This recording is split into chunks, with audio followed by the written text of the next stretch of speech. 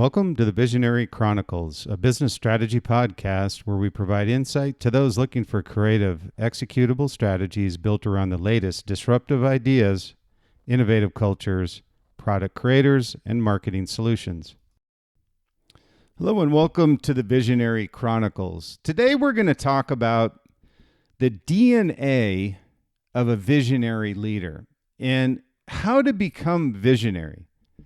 You know, I'm not saying everybody's going to be a visionary, but I got to tell you, after releasing the visionary brand, the success formula behind the world's most visionary brands last year, it's probably the number one or number two question that I get. It's often asked, and I'll say it's an answer seldom achieved. So when I talk about the DNA of a visionary leader, we've talked about in depth on the visionary brand about a visionary brand. Like, what is the formula for success on a visionary brand? So today I'm going to talk on the visionary leader, the DNA and makeup of a visionary leader. And the timing is on purpose. I just released, or not released, but I just finished the manuscript on my new book, The Visionary Leader.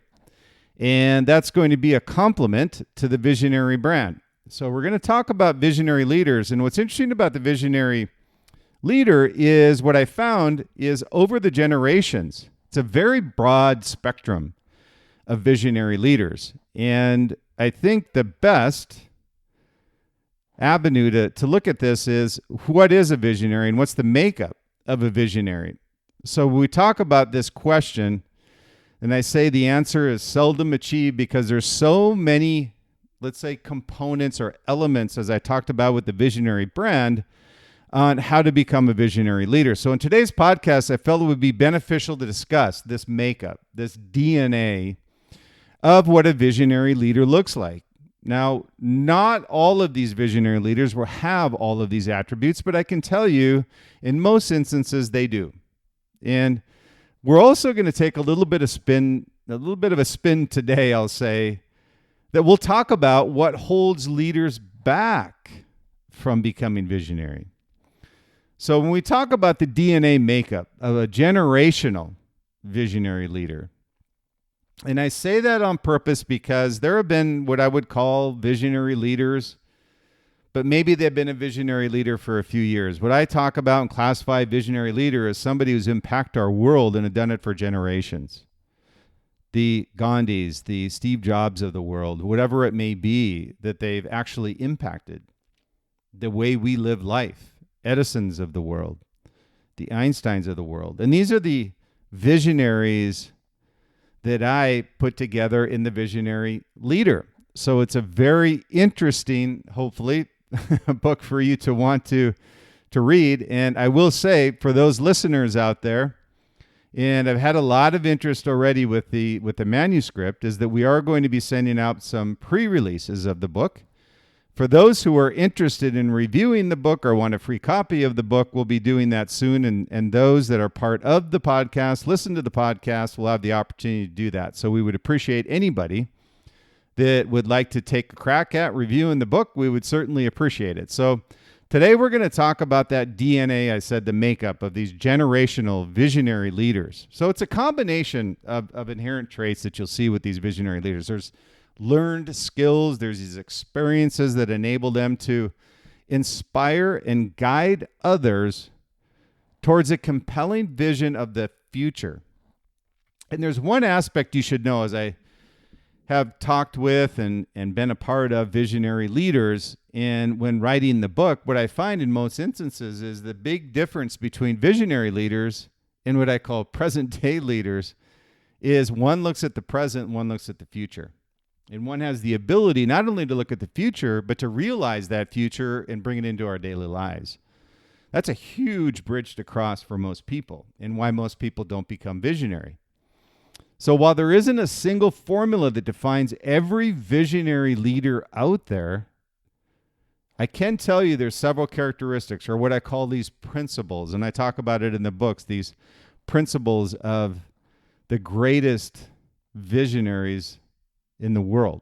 And some of these characteristics associated with them we'll talk about. Now, these are what I call that DNA, the elements of this formula that make up a visionary leader. And the first is actually two words. I made it two words for a reason, is clear vision. A lot of people can talk about in generalities.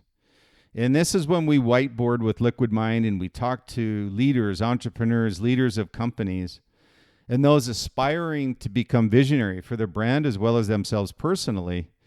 One area that we find that becomes very blurry, what we call blurs the lines, or it's a very gray matter for people, is most of the time people will ask, what's your vision? That's not the right question. What is your clear vision should be the better question. And what it is visionary leaders have a clear and compelling drives passion of the future that inspires and motivates others. So they're to a degree storytellers. And that's why it's a very eclectic group that you have with visionaries, because they are this artistic, the ability to motivate others, the ability to inspire others, but it's all driven from an authentic vision that they put together for their brand or for their company.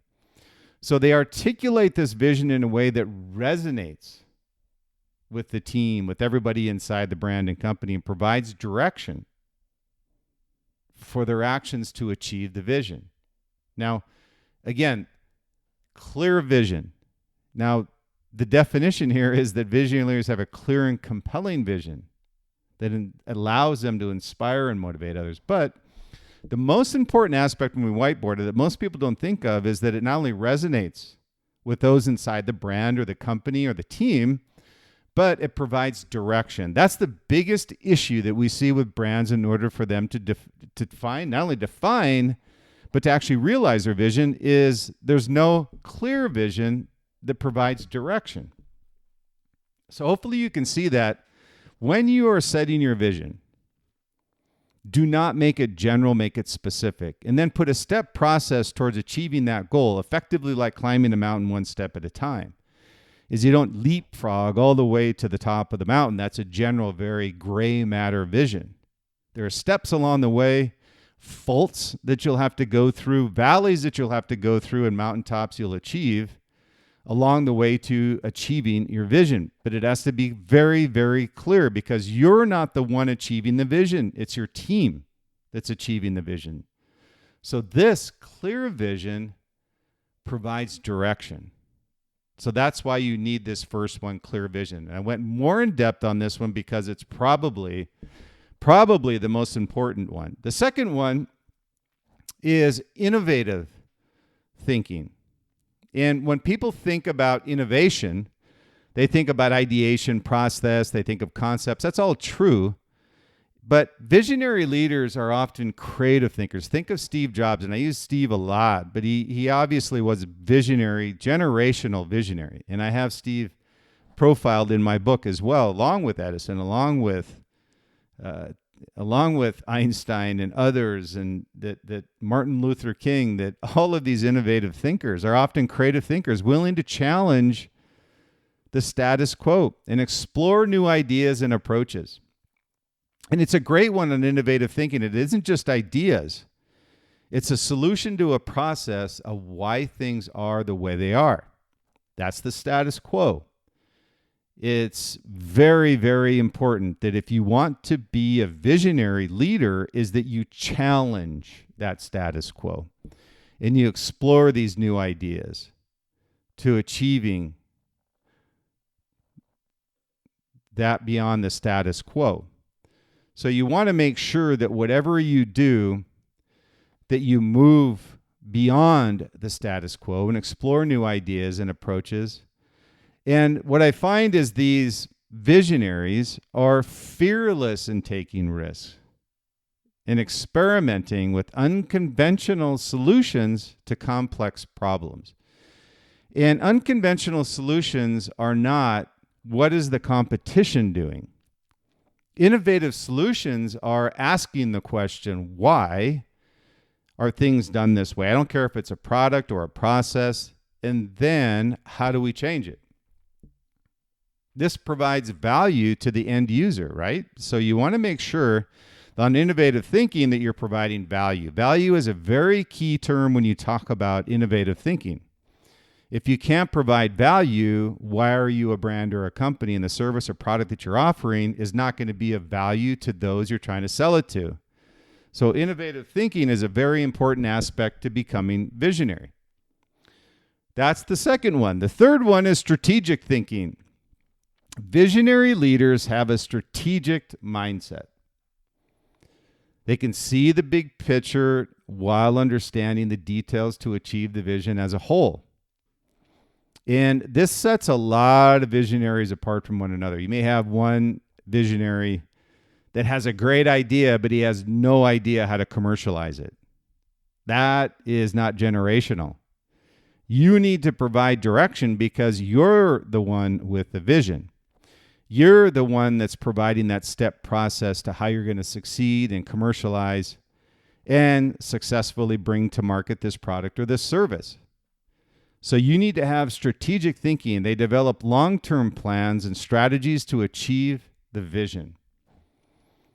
And they're adept and skilled at adapting to challenging circumstances. Think of COVID, right? It's, you just because this is a challenging circumstance, it doesn't mean you forget who you are and the principles that built your brand long term. So you want to make sure that you have strategic thinking. You just don't think, but it's very strategic. You have a clear vision, innovative thinking, and strategic thinking. And then you also have empathy and emotional intelligence. You always don't want to be a jerk. So you want to understand that they're working for you. Your team is working for you. You execute your vision through your team. You're not the one that does it. There's many people, and you'll see it on one of the weaknesses. It's very clear that humility is a key component to being a visionary leader. People see it in you. They see the humility. They know that in order for you to achieve your vision, you're going to need my help. So that's a key component to empathy and emotional intelligence, understanding and reading the room and reading your team, challenging them, building passion into them, but also understanding they need a break. They understand the needs and motivations and emotions of their team members. They're empathetic listeners. You may not think so of visionary leaders. Some are more empathetic than others. I'll give you that one. But all of them have empathy, and all of them have emotional intelligence, especially in the day and age that we live in today. There's brilliant young talent out there that will allow you to bring your vision to reality, but you need to understand they're going to follow you as a visionary leader if you have a clear path, a clear direction, drive passion, and understand and have emotional intelligence as to their needs as they're building and growing and executing this vision for you. So you have to have that empathy and also the ability to connect with people personally and build strong, and I'm going to say the word again, authentic relationships based on trust and mutual respect. Again, I'll say this is an important component and keeps people away from burnout.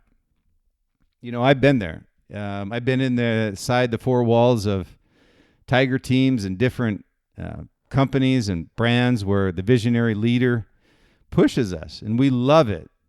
But at some point, you got to take your foot off the brake. And this is what we're talking about with empathy and emotional intelligence. You have to understand what the needs are of your team. So you're going to connect with them personally, build strong, authentic relationships, not just one because you feel you have to, it's because you want to. And it's built on trust and mutual respect. The fourth is courage. Well, actually, the fifth, I've gone through these so quick, is courage and resilience. And when we talk about the DNA or makeup of a visionary leader, I love the word courage. And resilience is on the back of courage. It allows you to take the blows along the way. Visionary leaders demonstrate courage and resilience in facing these challenges, these setbacks they're inevitably going to face. It's not if, but when. these challenges are going to come up. So they're not deterred by failure or criticism, but instead they use these setbacks as opportunities for growth and learning, as most should. Don't get frustrated. Don't get mad. You need to understand this is part of the process. And I say 3 words when I go whiteboarding with Liquid Mind, and that is trust the process. And that's what we're talking about here. Courage. The courage to change is going to put many barriers in front of you. The challenge, the status quo, requires resilience. So the 5th is actually courage and resilience. 6th is charisma and influence. Now, this is one I'll say not a lot of people have. And boy, when you're gifted with charisma and influence, it makes a big difference with your team. When people are down, there's been a failure, you come in with a positive mental attitude, the PMA, I call it, and they possess this charisma and the ability to inspire and influence others through their words and their actions, especially when things are going bad on the project. You need to make sure that your vision is achieved. You're taking a step-by-step process. Seeing, and this is really important, what they see is the positive and the negative. You can either think of things positively through challenges, or you can think of things negatively. It's entirely up to you. Your choice, I say, black and white, is charisma and influence is driven by your ability to contain and maintain and sustain a positive mental attitude, a PMA. So they have this magnetic presence that draws them to people and makes them effective communicators and persuaders. So charisma and influence is one that very few, in the book, I think I profiled 20 generational visionary leaders.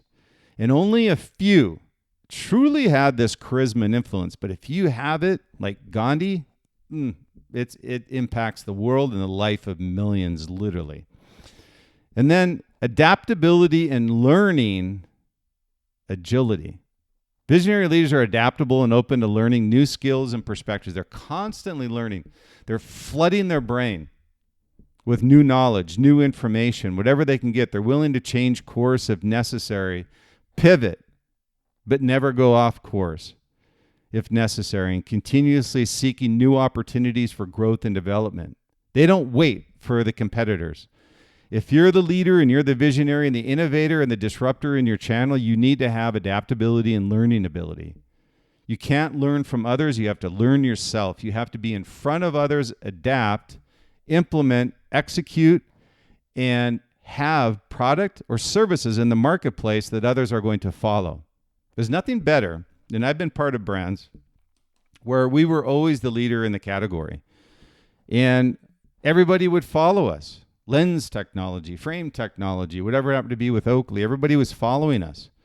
But Jim Gennard, the founder of Oakley, knew he didn't necessarily care what the competition was doing as long as we were doing our job and we were learning and we had adaptability. And Jim had charisma and influence like no other that I've seen out there. So adaptability and learning agility is an important aspect to continually flooding your brain with ideas and what the next step or process is in executing your vision. And then we've got ethical and values. And this is the last piece that we've seen with visionary leaders, is that they operate with integrity and they're guided by strong ethical values. They prioritize the greater good over personal gain to strive as they positively impact the world, their community, their customers with their products or their services. I can't tell you how important this is because this builds trust and loyalty, not only with your customer, but with your team, your company, your brand. And what builds generational leaders is a values-driven organization that doesn't compromise. So that's a very important one. So again, as we go through these, the clear vision, innovative thinking, strategic thinking, empathy and emotional intelligence, courage and resilience, charisma and influence, adaptability and learning agility, ethical and values-driven. While not every visionary leader will possess all these traits clearly to the same degree, they typically exhibit the majority of these qualities. The truly generational leaders have the majority of these. that enable them to effectively lead and inspire others towards a shared vision of their future and their vision.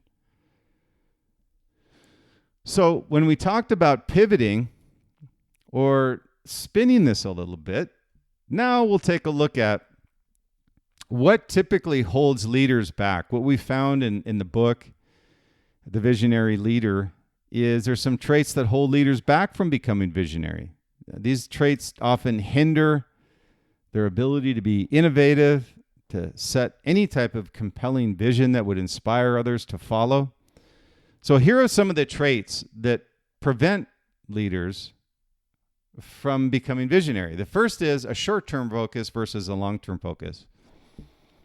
Leaders overly focus on the short-term or short-term results, let's say, or immediate challenges may struggle to think strategically and envision the future. They just can't do it. They can't vision what the future looks like. All they know is the past and the present.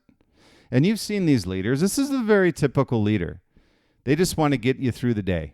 They want to get you through the week. They don't inspire you by what's coming down the pipeline and what the future looks like. And it's perfectly fine for what I'll call commodity companies or brands where they don't really have a brand.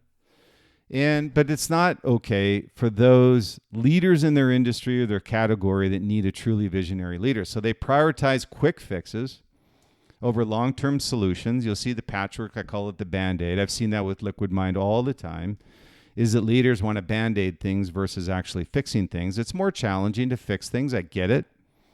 But if it falls apart every 6 months and you need to patch it up again and you got Band-Aids all over it, why not just fix it? So it prevents them from developing a visionary outlook. The second is a resistance to change. Because they're at the top, they feel that even though others may have great ideas, they just feel it's too hard. So they resist change or they're overly attached to the status quo. And that's why I put up in the visionary was you challenge the status quo. Resistance to change means you don't challenge the status quo. And you struggle to embrace new ideas and innovations. You just don't have this creative mindset. You just can't envision it. So they're reluctant to change the existing norms of the world or to explore alternative approaches, limiting their ability to envision a different future at all. So it's very hard when they're resistant to change. The third is very, very common. And this is traditionally what prevents people from going to the top leader in their company is micromanagement. And all of us have been there. And leaders who micromanage their teams and need to control stifle creativity and innovation. And I talk about stay in your lane. When we talked about the visionary brand, I've had experiences with leaders where they're brilliant finance people, but frustrated designers. But they feel the need to dip their hands in the design room every day.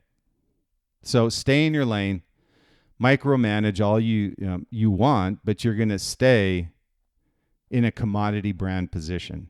They struggle to delegate tasks. They empower others, which is another critical part to being a visionary leader, is empowering others to execute your vision. They don't empower others to take ownership of products. They hinder new ideas or any type of perspectives from the team. And then the next is lack of empathy. Just kind of the inverse that we talked about just a minute ago, is that you need to be empathetic. You need to have emotional intelligence to be a visionary leader. So leaders who lack this empathy or emotional intelligence struggle to understand the needs and what motivates others. So if you don't know the needs or what motivates others because of either your micromanaging or lack of empathy, you can't drive passion into your team, and as a result, you can't execute a great vision. So they have difficulty in connecting with their team members, personally inspiring others to work towards this shared vision. And the next is fear of failure, which is common to all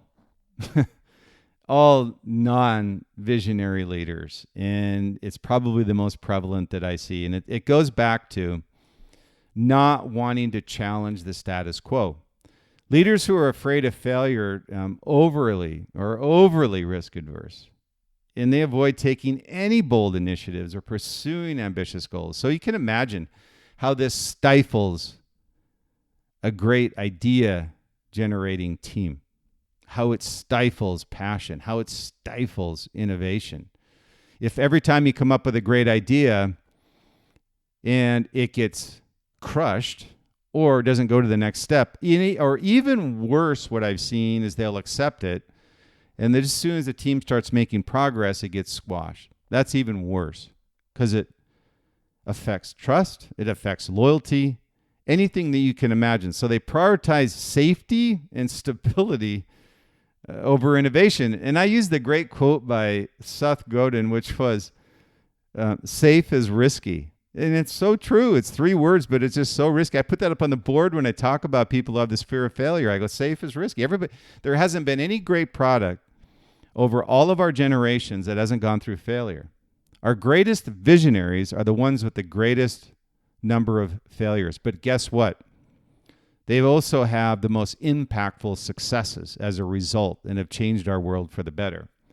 So they prioritize, for whatever reason, the safety and stability over innovation, experimentation. They limit the ability for others to realize visionary ideas. And the next is narrow-mindedness. Leaders who are narrow-minded close off what I call diverse perspectives. They struggle to think creatively. They can envision future alternatives.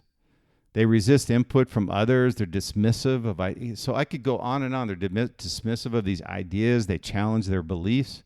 You can imagine the non-motivating culture and environment that creates. So what I want you to look at as I'm going through these is, what does the culture look like between these two companies? One where you embrace failure, one where you embrace risk, one where you embrace a vision, and one where you embrace a stepped process to successfully executing that vision through the visionary and empowering others to actually succeed in achieving that goal, versus what we're talking about here in this type of leadership. So they resist input from others, they're dismissive of ideas, they challenge beliefs, it's on and on and on, limiting their ability to develop a visionary outlook for the future. I mean, I say limiting, I would say probably not inexistent. So that's a big one as well. So ego and arrogance is another one. This kind of falls in line with what we talked about up here with micromanaging, short-term focus, resistance to change. It's this ego. And the ego comes from, I'll give you a great example. So this ego comes from, let's say there's a great idea from a team member and that idea gets actually commercialized. Well, they can either take credit for it and lose trust and loyalty, or they can be humble and take the credit for leading a great team to executing a great idea that they came up with. But ego and arrogance takes over people that are non-visionary. They just don't have the self-awareness that they should be humble, or they feel like others need to get their approval no matter what the circumstance, meaning that if somebody else gives an idea, they're going to take credit for it. So leaders who are driven by ego or arrogance, they prioritize their interests and agendas over the needs of the team or the organization or company brand as a whole. They're more concerned with maintaining their status and power than setting goals and a compelling vision to inspire others to achieve a vision. So it's a really big problem on ego and arrogance. Lack of strategic thinking, the opposite, polar opposite of what visionaries do. They lack strategic thinkings where they struggle to develop a clear and cohesive vision for the future. They focus on day-to-day all the time, 24/7. They're tactical issues without considering broad context of what they're trying to achieve. So there's long-term implications to this too, is that you just keep following the great visionaries versus moving ahead of these visionaries. So I say by recognizing and addressing these traits, leaders can cultivate what I call this more visionary mindset. So I've given you traits of visionaries and the polar opposite of non-visionaries.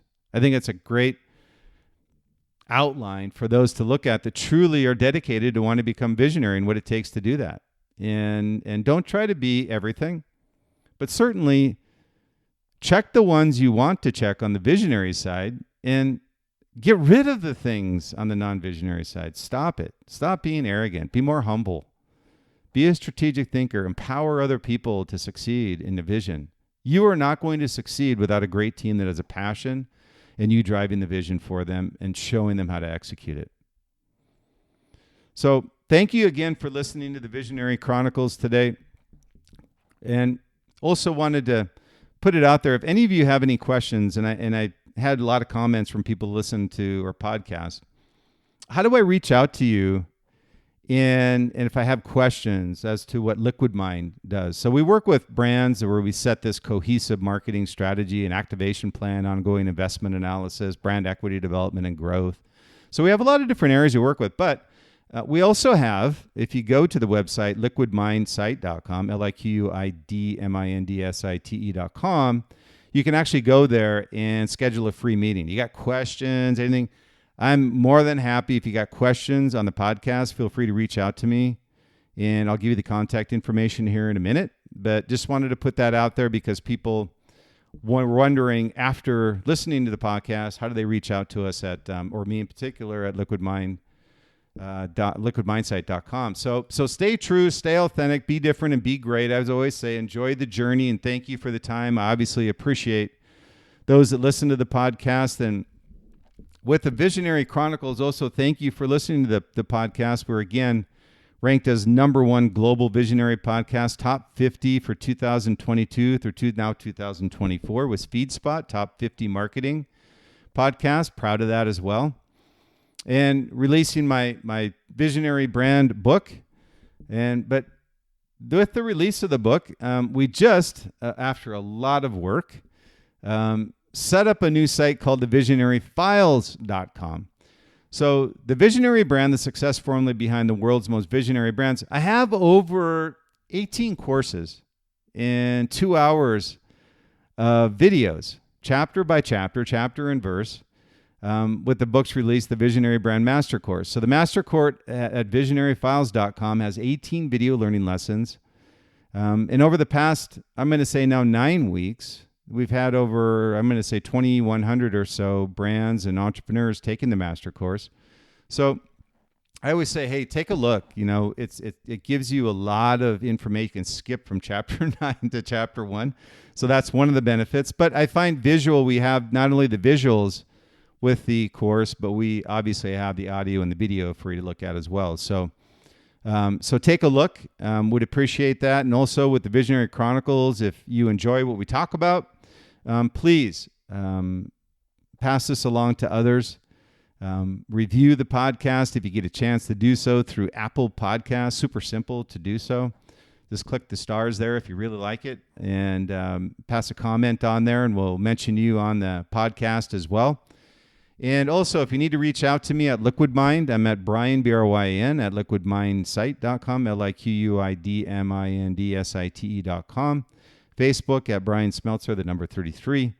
On Instagram, Brian_Smeltzer, and then at Twitter at Brian Smeltzer. And then profile at LinkedIn. So if you got any questions, happy to answer those, and appreciate, again, your time. And I look forward to the next Visionary Chronicles podcast.